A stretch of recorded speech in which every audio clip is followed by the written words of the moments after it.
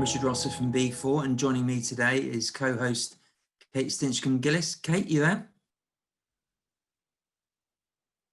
Good morning. I am here. Hello, everybody. How are you? Yeah, I am very well, thank you. Good to be here. And thanks for joining us. Good to have such a positive theme for what might not be a positive feeling that's going around at the moment. Brilliant. Well, yeah, hopefully we can shine a little bit of positivity. We've got some great speakers lined up for you today, and hopefully we'll get the opportunity for you to ask questions. But we're going to kick off with Kate's first guest. So over to you, Kate. So I am going to introduce you all to the fabulous Baz, who is patron of the White Hart of Wytham. So just on the outskirts of Oxford City, innovating in the hospitality space this year. He has a fantastic story to tell. Over to you, Baz. Thank you very much, Kate and Richard. Pleasure to be here, and looking forward to hearing some stories of good, strong, positive thinking. And as Eric and Ernie also saying, good, strong, positive drinking, which I think sometimes can be part of the equation.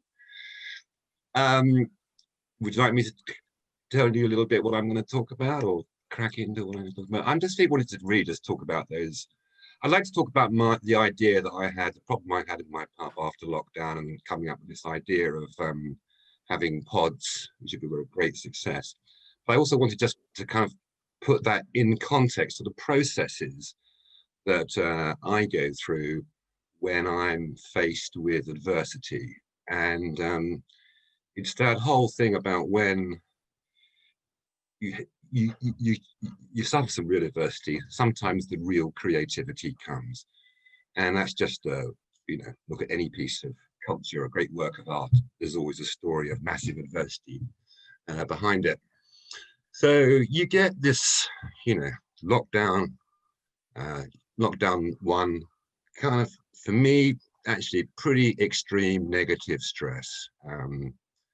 And that affects, I'm sure it affects everybody very differently. For me, I get a kind of fog in my brain, and I can't see the wood from the trees. I don't know what to do. But I do know that if I don't do something, nothing will ever happen. And so in my situation, we were given, Boris gave us, I think he gave us 24 hours to lock the pub down. By the way, it's called the White Hart, and it's a little village called Wytham. And I've been there 5 years. Prior to that, I did a lot of work in marketing communications, had my own advertising agency. So my problem was obviously, bang, I'm in the hospitality business, bar, restaurant, and suddenly my tap is turned off. I've got no money. I'm sitting on supplier costs of over £30,000. Even the best hospitality businesses work on very slim margins. So it was a complete nightmare. Cash flow is absolutely everything for us. And at that stage, I'm thinking, what the hell do I do? So I have this process when I suffer adversity or extreme negative stress, which is to try and my first reaction is just go out and go for a walk. In this instance, I just did a lot of gardening, and I try and I've got my problem in my head, and I try and then kind of allow my subconscious invade my brain with random things, for which then somehow you get kind of a little spark or a little something that says, oh, that's interesting. So in my situation, I was, as ever, I was reading the internet at 3 a.m, and I saw a picture of a lovely restaurant in Amsterdam that had a lovely courtyard and had put in its courtyard small mini greenhouses where people were able to eat. And I thought, that is a brilliant idea. And so I had obviously that idea in my head, and I went out, did some gardening, went for a walk, did a bit of positive drinking, and I let my mind flood. with stuff. I try and cause as much disruption as I can. And I'm a great disciple of Edward de Bono's 6 thinking hats. It's really worth, you haven't come across it, it's really good because you can wear various hats if you want to. Black hat, which is your negative thoughts, but you can also wear a green hat. You'll see a few hats behind me here. And if you can adopt in your head different ways of thinking, then solutions start to come. You cause a bit of disruption, ideas come. And for me, this picture of these greenhouses on their courtyard in this fantastic restaurant in Amsterdam was with me when I looked at a kind of lovely small little garden, and I saw this beautiful little rose trellis archway that we have. In fact, I was trying to prune it. And I thought, oh, crikey, could I build something for my courtyard, which I'm lucky to have, that was kind of a lovely sort of arched idea where people could sit in, have comfort, and more to the point, have safety, because I knew from very early on that a lot of my customers are relatively elderly, not necessarily the point, but I knew a lot of people were going to struggle to ever come out and eat again in a pub and restaurant, and we had to provide a safe place for them.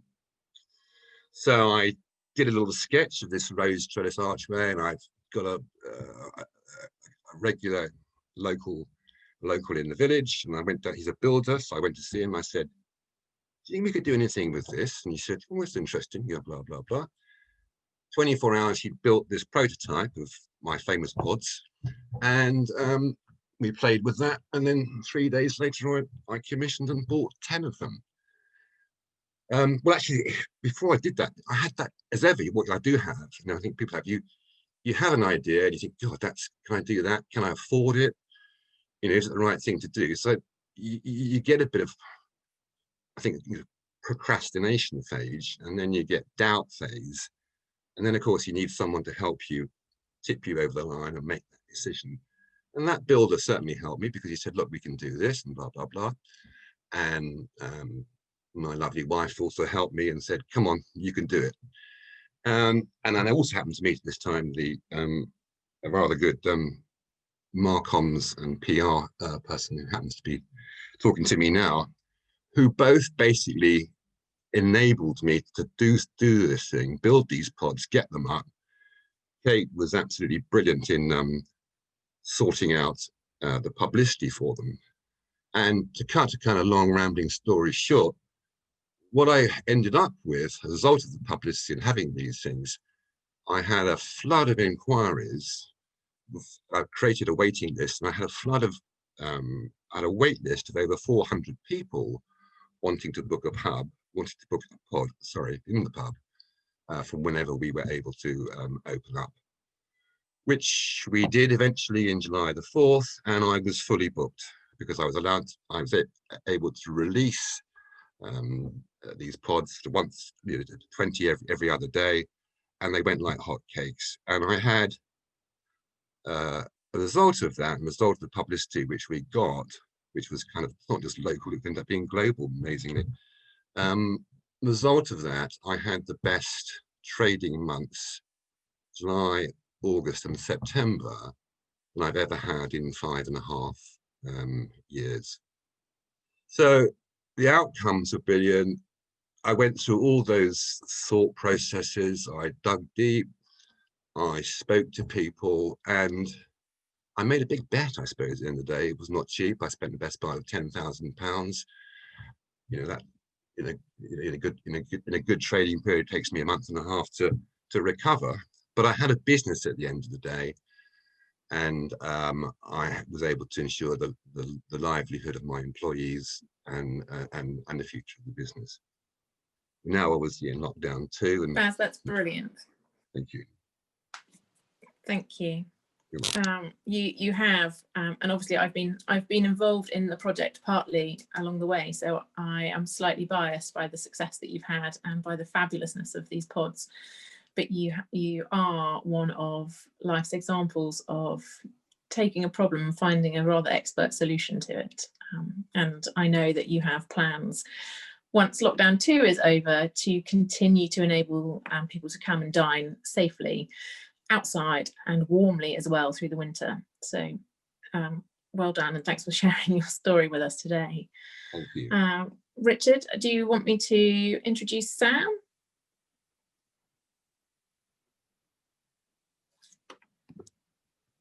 Did those pictures come up? Have you got the pictures? Yeah, on? we Yeah, can see pictures. Just very quickly, I had the good fortune to dine with you recently, Baz, as you know, and I was just amazed by this opportunity that you provide to your customers, which I've never seen before. I don't know if, I know I've taken it at the angle, so you can cock your heads to avoid any unnecessary transfer contact with staff, and you get the opportunity to pay your bill when you get home, which I just thought was remarkable. Never seen that before. I'm sure many of you might have seen it, but I've never seen it before. And I just thought that just shows huge amount of trust that the White Hart's got in their customers. And it makes you want to pay there and then, I think, more. Probably, I don't know whether you have it or Mark, I'm sure you probably don't, because it's such a great thing to provide. Thank you. No, again, I think it's that kind of, it's a sort of bit of jargon. It's that out of the box thinking, to be honest with you. And it's, if you have your own set of values and you project those with everything you do with your brand, then I think that then you attract people with similar values. And honesty and it's very much, and truthfulness and integrity is all part of what makes up our brand. And I think we have customers accordingly, and that's great. It has been 3 weeks since I came, and I really probably should pay my bill, but maybe you can join us next week for positive drinking, as you've given us another idea for another. Definitely, I'm definitely on for that. Brilliant, Matt. Well, hopefully we've got an opportunity for others to ask questions, but if you can move on to our next guest. So Maria Vasquiel-Smith, hopefully I pronounced that correctly, Maria. Maria and I go back a long way. Maria worked at the King Centre in Oxford until recently. I spoke with Maria, and it was my conversation with Maria which really stimulated the idea for this particular webinar. So Maria, would you like to join us? Yes, hi everyone. Thank you for having me today. Yes, my story is, I guess, quite simple, but thank you, Richard, for offering to join and do the webinar, because I want to share my, I think, positive approach to everything what happened lately.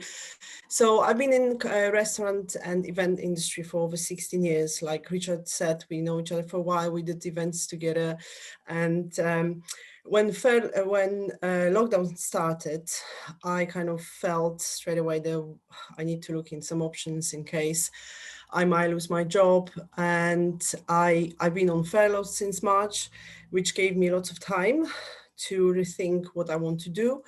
And first of all, it gave me lots of time to spend with my family, and not friends because of the lockdown, but with my family, and thinking about other skills I can improve. Because I'm originally from Poland, I speak Polish, so I decided to do interpreting course throughout the lockdown. So just to have a skills in case I have to work from home. So we're looking at different options. So I'm about to finish my course at the moment, but in the meantime, my job has been changed from September for part-time, and I was still at the King Centre doing different role, but unfortunately with all the events not being able to go ahead from 1st of October, I've been made redundant. So I was very worried about what's going to happen next, but the positive thinking was I need to reach out to people I know, and I need to be positive, and I need to prioritize and think what would be the best for me to do, and how I can go out there and kind of communicate with people and use the contacts I have, and just to think about positive outcome. And then, yeah, this conversation with Richard happened almost the same day, which is, I guess, coincidence. Or just it meant to be. And from there, it just reached out to the contacts on LinkedIn, and I was talking to some people around, throughout my friends, and it was amazing outcome. So my message would be just to don't give up, and just think well, what else you can do, be open for different opportunities, and and enjoy the journey if you can. And I found a job. I'm starting next week be working for Oxford United in the community charity. So very exciting. And yes, so trying to keep this positive thinking, and yeah, do my best to kind of push us through this time, and if I can help anyone in some way, I would. And so I think we just have to be really open and positive towards each other. So yeah, so that's my story really. And you've got a yay from Tim Tarvey Donald as well. So no, congratulations. Thank you, Tim. Yeah, looking forward to working with you soon. I was looking through some old photos actually for Dad's 80th birthday recently, and I came across this photo of Maria, and I just sent it to her, just sort of it made me smile. Maria and I had a few battles in previous years, didn't we, with various events, but we always got there in yes, the we did. No, but it's all about building relationships, isn't it? Yes, of course. You came back and said you've been made redundant, and it was sad to hear. So we just thought, how can we maybe turn this Maria's experiences into something positive? And it just happened that you got the job recently, and it was great to see that on LinkedIn, and created a lot of positive response as well, which yes, thank you so much. Yeah, it's been great. Thank you. No, thank you to you, because I mean, if it hadn't been for you agreeing to do this, and I really want to sort of try and make a Hollywood movie out of your misfortune, but I think it was a serendipitous, wasn't it, how everything happened, and we were able to get other positive stories. So thank you, really appreciate it. Yes, thank you. It's been amazing. Thank you. Some good congratulations from everybody. So thank you, everybody. Kate, over to you. Thank you. Yes. Well done, Maria. Thank you for sharing your story.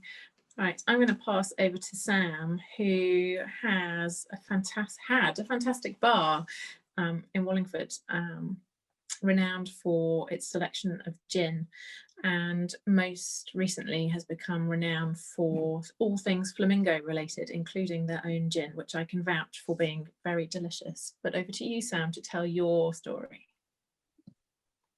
Thank you, Kate. Thanks everyone for tuning in. It's quite, I feel quite honoured to sort of do this really. So we started off, as Kate said, we had a bar in Wallingford. It's a very small bar actually, which is where I guess all of this happened really, because as we're so small, COVID meant we had to close, and there was no real hope of reopening. A lot of the pubs, like Mark, where he had the pods outside, we didn't even have a garden, so it was quite frustrating really. We've always wanted a bigger place, but the premises is just, it works. It's like a tiny little side street bar. Actually recognise someone in the call now who's probably been in there, which is quite funny. So we had to close, and straight away we had to sell all our beer off. So the first thing we did was sat down with my business partner and said, we've got to get rid of the beer. We've got these ridiculous flamingo outfits, which come from, I've got our gin here, this is our gin, Albino Flamingo. So it's, we launched that in November. It's been going quite well. And since lockdown, it's been going really well. We just had a little article in Vogue, which is really cool. Didn't have myself down for Vogue, but we got in that, which is great. So when we did the launch, we had these flamingo outfits. So I thought, let's just get on our bikes, put these stupid outfits on and deliver alcohol around Wallingford, which we did. And it was really good fun, to be honest. Got a good bit of publicity. We managed to get in a few sort of like newsletters and hospitals and things like that, which I think really sort of boosted our profile. But then that sort of died down a bit when the pubs reopened. So that was when we sort of took the decision to change our bar into an off license. We were never going to reopen. So we thought, we've always wanted to have an off license as well, but we wanted the two businesses in Wallingford, but that would have meant sort of double the premises, rent and things like that. So yeah, we changed it all up, and it's working really well. I'm really glad we did it, because as you know, like the curfews really killed off trade. The weekends aren't the same again. Went out in Wallingford last week, and at 9:30, still munching through my burger, I was told to have my last orders, which is quite frustrating really, and I forgot all about it, to be honest. So that's been going great, to be honest. Oh, there you go, that's me as a flamingo. and coming from that, our gin sales have really increased, and we've had the opportunity to focus on building that, which we're hoping can sort of go nationwide in the end.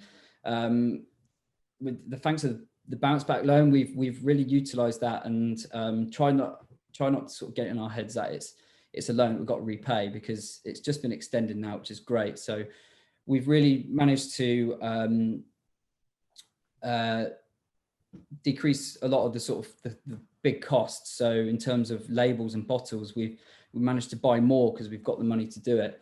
And it's really helped because obviously our profits increase, but also we can reduce our trade price, which means getting into shops and wholesalers. So yeah, I sort of lost my trail of thought now, I'm afraid. But yeah, it's been going great, to be honest. And I'm a bit of a pessimist. I'm also not great at public speaking, so I'm sorry about this. I'm a huge pessimist, and my business partner is a bit of a dreamer. So I think the two of us work really well together, and I know partnerships generally can go the wrong way, but our one, thank God, has really sort of worked out well. I was asking at Tesco for, if they had any work going, whereas Rob was, saying, come on, let's sort of build the brand. We've got the chance to do it. So yeah, I guess in terms of positive thinking, I've learned to be more positive as well. If you meet me, I'm very honest in terms of, when business is bad, I'll tell you, even though I shouldn't. But it's been going great. And like I said, really glad we did this, because I think the bar would have been dead, and we'd have been sat there every day waiting for customers to come in and almost, desperate really. Whereas now we've got the Christmas trade come in for our off license, which is hopefully going to cover all the months that we lost. So yeah, if anyone wants to sample some of this gin, we've got some in the bar. We've got some glasses that we can give you and try some, and then hopefully if you want to buy some, you can. We've got 2 new flavors coming out next week, and again, with the bounce back loan, we've managed to afford to buy miniatures, which miniature gins normally are sort of in the £4 or £5 region, but because if you buy a very small amount, they cost a lot. So we've bought 10,000 bottles. We're sitting on them for probably, well, hopefully not long, but we're going to be sat on them for a while. But they've managed to bring the cost right down, which means we can fit into a lot of price brackets where we didn't think we could before. So yeah, that's everything. Hope I've made sense there. Yeah, I'd love to help out anyone if I can help in any way. So yeah, thank you. Thank you, Sam. That is brilliant. You are the talk of the town in Wallingford, and it is a delicious gin. So I'm very interested to hear about these new flavours. And I think from what I can see bouncing through the chat, you might have a few new fans too. All right. So thank you very much for sharing your story with us today. No worries. What sort of tab has Kate got then, Sam? Is it getting ridiculous? Yeah, we make people pay before they leave. So yeah. Brilliant. Sensible. I'm sure she's earned herself a few freebies there. So yeah, I'll probably send you a bottle. There we go. Oh, fantastic. Well done. Good to see you, Sam. Thanks very much, and well done on your on your story. So next joining us, we've got Emma Easton. And I'll let you introduce yourselves, Emma, and not give the game away. Hi everyone, good afternoon. Thanks everyone for joining us. So my story is at the beginning of lockdown. Unfortunately, I was made COVID-dundant. That's a new phrase that I've come up with. And as the main earner in my family, I definitely had a couple of not at all positive days. There was some choice language and some moping around for probably only about a day or two. And a bit like Mark said, sometimes it takes something like that to kickstart the ideas. And I've had a pretty varied career, from design to events to marketing to strategy. Like I could probably go on. And just what I thought was, it didn't really come from what do I do? It was how can I help others? And that really sat comfortably with me. And literally from that nub of an idea came my business, which is called Business Bollocks, which in itself normally drives a bit of a smile from people. And it came about from, there's loads of business owners, small business owners that I either know or have worked with, and they all say that they love why they got into business in the first place, but hate all the bollocks that goes with it. And if you, so we cast our minds back to the end of March, early April, there was plenty of new bollocks to be contending with. And so I literally just kept in contact with people, and a bit like Maria has said as well, it's your network, it's reaching out to people. And I really wasn't sure that I would be able to make anything. There was part of me that was utterly petrified how I was going to afford to keep paying my rent and look after my 2 young kids who just, you know, they're 4 and 8. They don't understand that, you know, sorry, you can't have a birthday party, or, you know, we can't do all the cool stuff that you normally do. I'm sorry, Disney subscription's gone out the window. So that, you know, just felt that real burden. But through reaching out to my network and saying, you know, how can I help? And using LinkedIn, for example, and just responding to people within a really short period of time, I was working with a couple of organizations. I was ticking all my happiness boxes because I felt like I had a real purpose.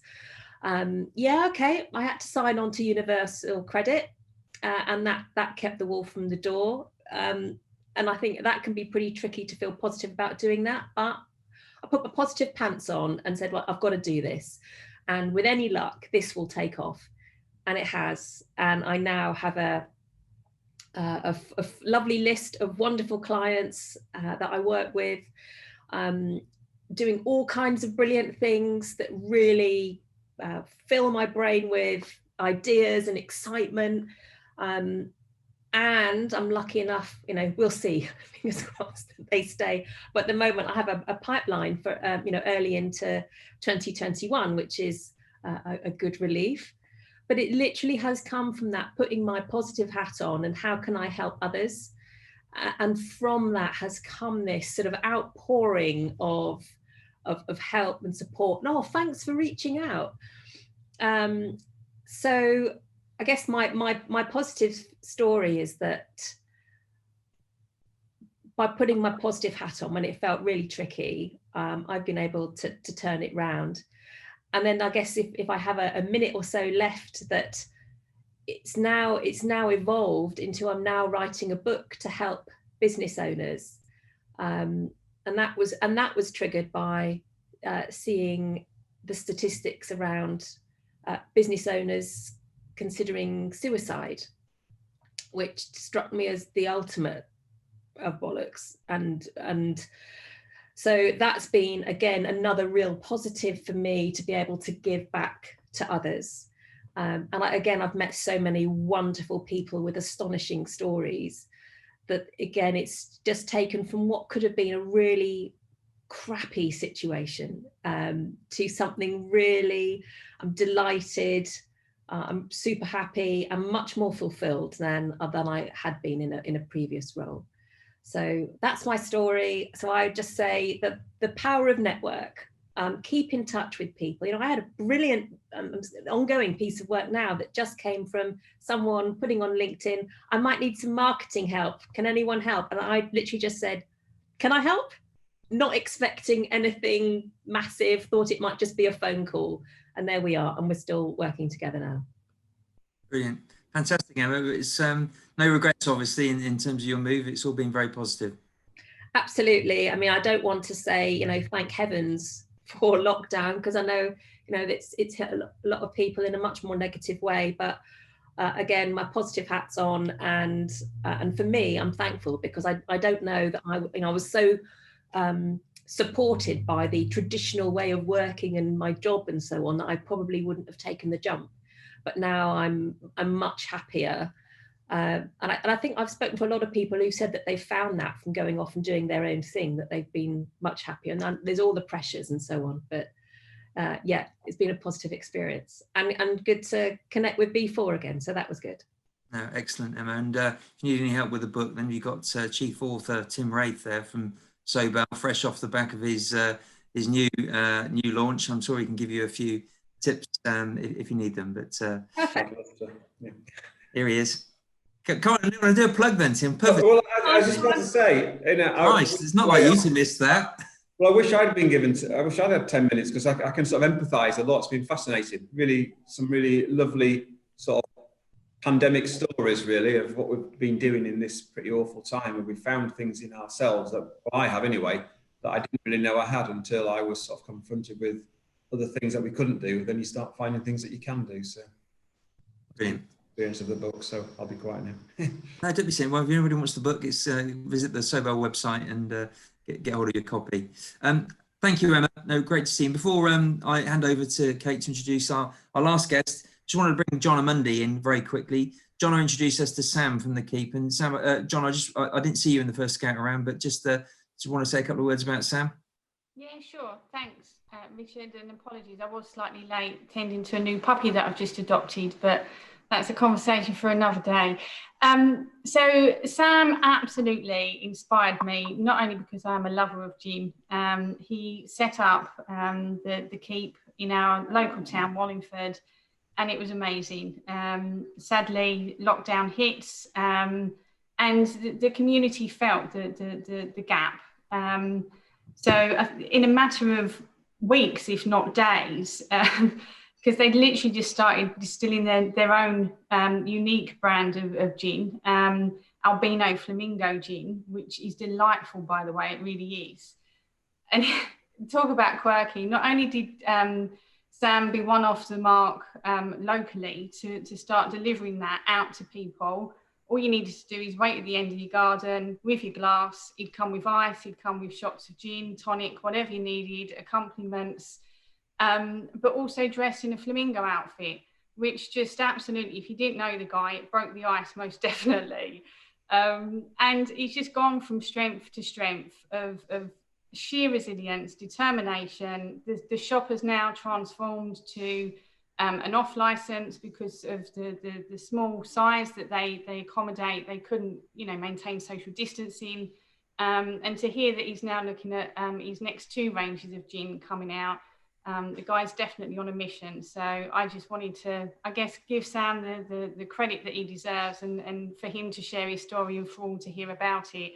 I can see Rupert online as well and Kate, and I'm sure they've probably tried his gin and will agree as local Wallingforders that he really has got some tremendous products. Brilliant. Thanks, Jonna. So Sam, if you're listening, that's 1 bottle for Kate, 1 bottle for Jonna, and I think you referenced a couple of others there. So maybe try and wrangle a bottle for everybody on the call. It's I got distilling again then, haven't I? Just the miniatures, Sam. You got 10,000 of those. They can come in handy.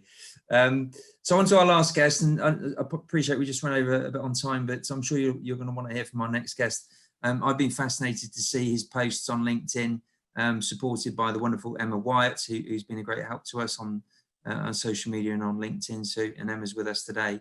And I'm just interested to know what the score is, Mick, or is that just the film behind you? It's just a film. It's some of my favourite goals from last season from our football club. Which, fantastic. Yeah. Brilliant. No, so Mick will introduce himself formally, but I just wanted to say thank you for joining us, Mick. I'm really looking forward to hearing your story, and I'll hand over to Kate to formally introduce you. Well, I'm not sure what else there is to say, Richard. You're in. Mick, you have, I think, inspired us all, but you've had a very personal battle with COVID. So you tell it in your words. Yeah, no, and it's great to see so many people here that I know and work with on a regular basis, like Tim and Soe Sutia and Jonna and lots of others. My name's Mick Lucy. I'm the commercial director of Oxford City Football Club, and in March, when we didn't really know a lot about COVID or anything, I contracted COVID, and I became really, really poorly. I was rushed into hospital. I ended up being in a coma, fighting for my life for 5 days. I think on day 3, they kind of notified my wife and stuff, and they thought that I wouldn't make it. That you know, my family in the north, you can tell where my Lancashire accent was told, and people were allowed to come and see. They just didn't expect me to wake up from that. It was in all the newspapers and stuff, Football Director, Fighting for Life, and obviously I was oblivious to all of that. But I think I did come out of it, and I'm perfectly fine. And what is it, 7-8 months on now? It's just been, I actually feel kind of guilty, because at Oxford City Football Club, this has been one of the most successful times for the football club in its 140-year history. Just so we've done a stadium sponsorship, we've done 2 stand sponsorships, we've got a sponsor on the back of the shirt, front of the shirt sleeve, we've got the shorts, we've sold 93 pitchside advertisement boards from local businesses in Oxford. And what that's allowed us to do is build a really vibrant business community. That we're in England's 6th division. It's comparative to like teams in the Championship, what we're doing. That's allowed us to take on more full-time members of staff. It's allowed us to invest in a new streaming, multi-camera with our own production on site. It's allowed the club to move forward. But most importantly, what it allows us to do is to make an even bigger impact on the community of Oxfordshire, which ever since I walked through the gates of Oxford City, I fell in love with Oxford, and I fell in love with the community, the business and the people. And, you know, we now have 38 football teams that play for Oxford City. We're now a vibrant college where we do A-levels, HNCs, HNDs, we do degree courses. We're welcoming students from Japan, from Russia, from Ukraine. We're really in a rush to climb the football pyramid. And I think, you know, that culminates on Monday night, where we're live on BT Sport with a huge FA Cup game against League One Northampton Town. We're all super excited, we're all relaxed. But I just think that in the face of adversity, I just kind of, I stared death in the face when they told me they were going to put me in a coma, that they didn't think I was going to make it. I look back on my life, and I've been a chief sports writer for a national newspaper. I've covered World Cups, European Championships, I've been all over the world. I worked for Lord Eskew, who was the former chief whip in the House of Lords. I had a great time with Alexander. But I look back and I thought, what is my legacy? And I realised that I probably haven't left one. And so I've made a promise to myself that when I pulled through this, because I always believed that I would, that I was going to make sure that I left a legacy at Oxford City Football Club.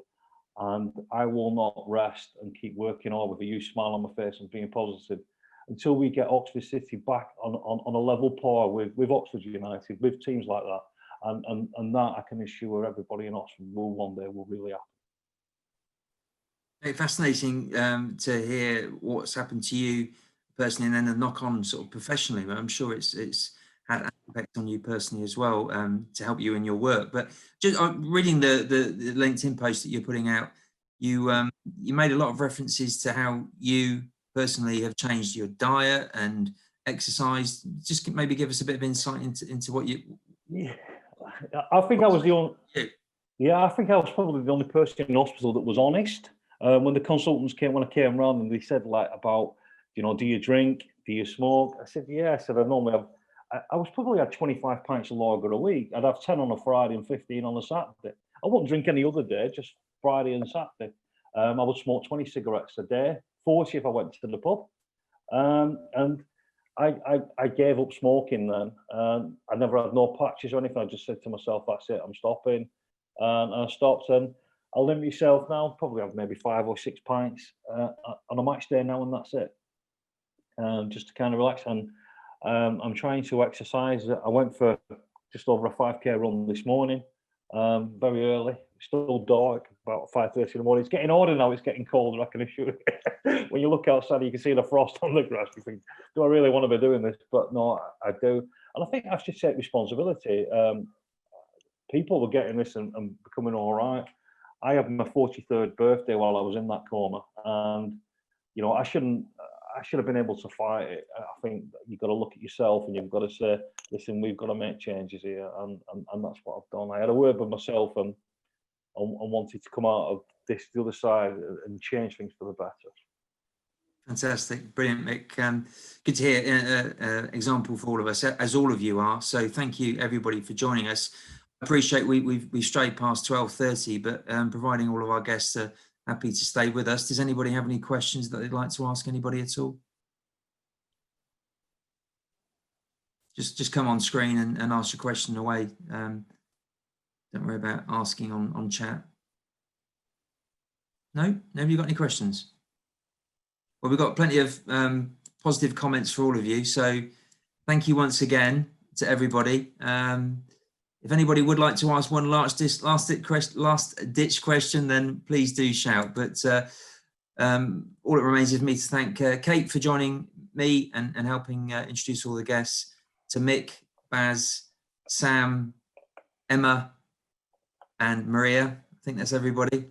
And to all of you for joining us today. So thank you. Hopefully you've got a bit of a positive step in your spring in your step to get through the rest of the week, and have a fantastic weekend. And good luck Monday, Mick. Big tie for Northampton Town. Yeah, it's the usual. They won't fancy it, Richard. They won't fancy. I think you've got to be careful what you say. Listen, the 3 leagues apart, but if we get promoted and they get relegated, it'll only be one league. So we've got to look at it like that. I can tell you now, without any stretch of the imagination, there's a real optimism around the club. The players are buzzing. Everyone at the club is excited. We're not frightened. We're excited and really, really looking forward to welcoming the cameras from BT Sport. It's a big day for Oxford. It's a big day for the city. Let's hope we can cause an upset and pull off a giant killing act. With Dad and Ed and other members of the family, we've enjoyed some trips to Colchester and Tranmere and Notts County in previous years. And I know everybody sort of draws towards the big games, but there's nothing like a good non-league team up against the league team in the cup. So all the very best, and hopefully you can pull off another upset. So thanks very much, everybody. Have a good afternoon, and we look forward to seeing you soon. We've just got a couple of slides just to show you at the end. Next Friday, we're starting the first of our regular weekly Friday catch-ups. That'll be at 3 o'clock, where you meet members of the B4 community, getting some updates from people like Oxfordshire LEP on local grants available for businesses. Obviously, what is continuing to be a very difficult time.